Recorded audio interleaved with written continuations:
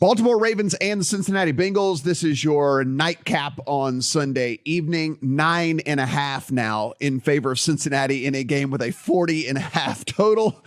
Yeah. That's the other one of these. Lamar Jackson's out for this game, maybe for the rest of the season if they were able to even pull some sort of massive upset. He took to the social medias on Thursday and basically laid out that he just doesn't feel that the knee is good. So it seems like even if they were to win this game, he wouldn't be out there. So Tyler Huntley battling a shoulder injury, though Harbaugh leads you to believe that Huntley will be able to go. Does it matter because he's averaging 117.8 passing yards across 4 starts so far for this team. So I don't know if it really matters. Now, it's not all sunshine and rainbows and unicorns for Cincinnati either, just because of the injury report for the Ravens. We know Lyle Collins, we mentioned this on the pod last week, was out, and we didn't really care. Lyle Collins was literally 74th out of 78 graded tackles in the NFL so far this year. He has been terrible, so the loss of him was more by name than anything else. Right guard Alex Kappa goes down last week, and he is out this week for Cincinnati. Kappa is a good offensive lineman, and that is something that could make a difference. Maybe not necessarily in this game, but moving forward for Cincinnati. So, Steven, as we look at this one, it got out of teaser territory. Look, I played no one cares about what we got it at. I want to talk about what I played Cincinnati at -6.5. So, I have them at under a touchdown. I played them again in a teaser when it got to 7, down to 1, all of that. But no one cares. If you're watching this, you want to know about 9.5. At 9.5, this still feels like one-way traffic to me. Cincinnati is going to be able to do almost whatever they want to. The defense for the Ravens, while it played a little bit better over the second half, it's old, it's slow. All the playmakers for Cincinnati are going to be out there. They can't cover all 3 of these dudes. And now you add in Hayden Hurst, so they're actually 4 dudes.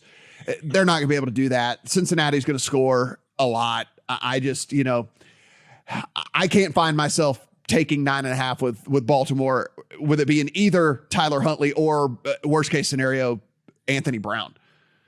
Yeah. At this number, it's a pass for me. I'm with you. I also have Bengals teasers from earlier this week, and we shared it in our Discord channel. The right side of the Bengals offensive line is a big deal. I just don't think it's going to matter this week. I think there's a chance the Ravens defense, which has been greatly improved since their bye week. They're 8th in overall defensive EPA per play since the bye, and they're playing a division opponent, which they know very well. So I don't put it out of the range of outcomes that the Bengals can keep this close. I'm just not willing to bet it when we have a Bengals offense that basically was in this same situation in the postseason a year ago with a compromised offensive line and was able to overcome it just fine. Now, they got lucky and lost yards per play in every one of those playoff games leading up to the Super Bowl against the Rams. So maybe this postseason, the negative regression comes for them with a compromised offensive line. But I just don't trust the Ravens to score enough points to do anything here or to hold the Bengals under 21 points. So it's a pass for me, but we're going to have a serious conversation if the Bengals advance about this right side of their offensive line now against what's likely the Buffalo Bills next week. Yeah, if we look at this, Adam, I mean, again, this is probably a handicap more for next week than it is this week. Joe Burrow getting the ball out of his hand faster than everybody in the NFL outside of Tom Brady. So he has adjusted to how the line took a while to kind of gel for this team. And basically, even once the line started playing better, the offense was working so well with them getting the ball out quick and all that they just kept it going regardless. And so I'm not saying offensive line woes and issues are not going to come back at some point to hurt Cincinnati. I do believe that at least he could feel pressure more often or something like that. But again, it's not what was happening last year. They've got a different offensive scheme this year that they have executed, and they've executed very, very well. As we know, this is the best offense in the NFL over the last 9 weeks of the season. So I'm a little less concerned, but it's still a thing with Kappa being out. But talking about this game in particular, 9.5, 40.5. So you would be getting 9.5 points in a game with a 40.5 total. It seems tempting, but what do we even know about Anthony Brown or a banged up Tyler Huntley. Well, I'm going to give you full health Tyler Huntley stats. How about that? Yeah. Tyler Huntley this year by Pro Football Focus metrics, and I had to eliminate the usual sort because he hasn't even taken 20% of dropbacks, but he's 52nd among all quarterbacks this year. If you are thinking about Tyler Huntley and thinking, well, he at least still gives the Ravens a chance, you are not thinking about Tyler Huntley this year. You are thinking about Tyler Huntley last year. This year, it hasn't been quite the same for the backup quarterback situation in Baltimore.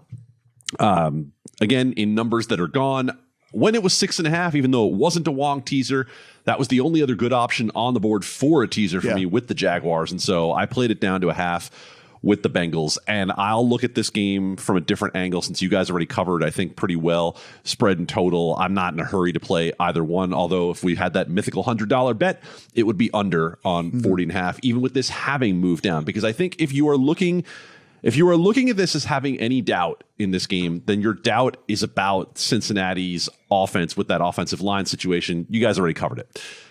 But Jamar Chase, even when these two teams played early in the season and Joe Burrow still wasn't right and they only scored 17 points, had 7 receptions. Jamar Chase last week, when it mattered, had 8 receptions.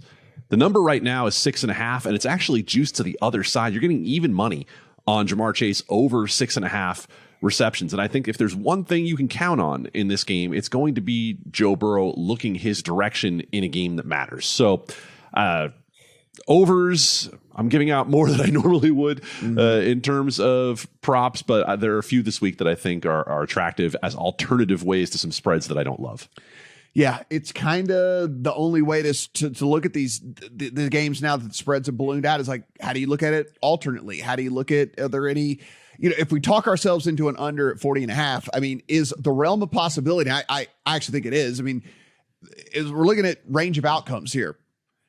27-6, I mean, 27-10 in this game, Cincinnati over Baltimore, like that, all of that seems very, very much in the range of outcomes for a Ravens offense that has not been able to move the ball at all without Lamar Jackson. And this Bengals defense that has actually stepped up pretty well here. I mean, we talk a ton, guys, about the offense, and as we should, but the Bengals defense since week 10, so the bulk of the second half of the season, number 3 in EPA per play allowed, number 4 in success rate allowed, and number 4 in rush EPA per rush EPA allowed. And the reason I brought that up is because obviously we don't think the Ravens are going to light it up through the air. That has not been the case with Huntley, and it's certainly not going to be the case with Brown.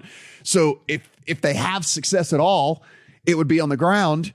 And the Bengals defense is the 4th best defense in the NFL right now against the run as we enter this week. And so the path to success for the Ravens, I always like to try and say, like, okay, but if this team has success, how does it come?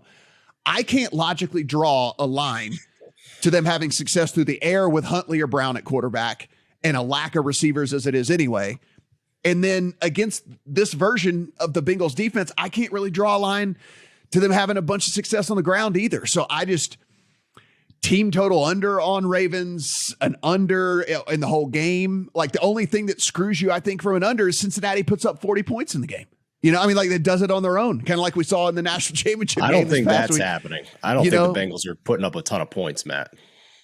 I definitely don't think that. Yeah, I mean, it's like that's kind of, I think, the only way that you wouldn't think an under gets home, in my opinion, right? Is like would just be that Cincinnati puts up so many points that Baltimore's meager 10 is enough to get the thing over. Mo bet earlier this week the parlay on Bengals to cover and the under because he loves the under and he thinks it's highly correlated with the Bengals, or I'm sorry, with the Ravens covering 9.5, 10 points. So I totally agree with that. I think that makes a lot of sense. And one thing I will disagree with you, Matt, on is Bengals second half of the season. I think that ignores a little bit what they've looked like the past 3 weeks. They're only 15th in EPA offensively. They're not inside the top 10 in any of the rush or pass EPA or success rate metrics. And you mentioned the run game. It's non-existent lately. It's 26th I was and talking 30th. Defense. Those were defense. I'm sorry, I misheard you. But yeah, the Bengals offense. Would you agree the Bengals offense is concerning? That this does not look like the Bengals team that we thought was really dangerous coming into the playoffs last season? I mean, on paper, they still have all the same weapons, right? But they haven't looked the same. I'm not gonna we can't predict whatever. They were marching up and down the field on the Bills, when the game got canceled. So I don't know, Adam. What are you? Yeah, well, let's play the other side of that here. This week might be the best defense they see in the playoffs if they go all the way through. That's true. Because the Bills have not been right ever since Von Miller left. That entire defense was predicated on them being able to get pass rush with 4. They're banged up in the secondary beyond Damar Hamlin, and Jordan Poyer is injured this week as well. And the Chiefs' numbers have looked better the last few weeks, but that is not a defense that we've had a lot of respect for all season long. So if you see them perform relatively well this week, I'm not going to have a lot of worry about them going forward against who they'll see. Yeah, the Patriots, widely regarded by us and everybody as a top 10 defense in the NFL. So they beat them if there was any sort of struggle. Yeah, and they didn't have to do anything against the Ravens. That game was over. The game was over when it started. Right. They didn't have to do anything against the Ravens last week. And why would they show a lot when you're going to play them the next week? Yeah, so I don't know. I think that's maybe over-analysis, the paralysis by over-analysis a little bit there. That's with fair. all of that.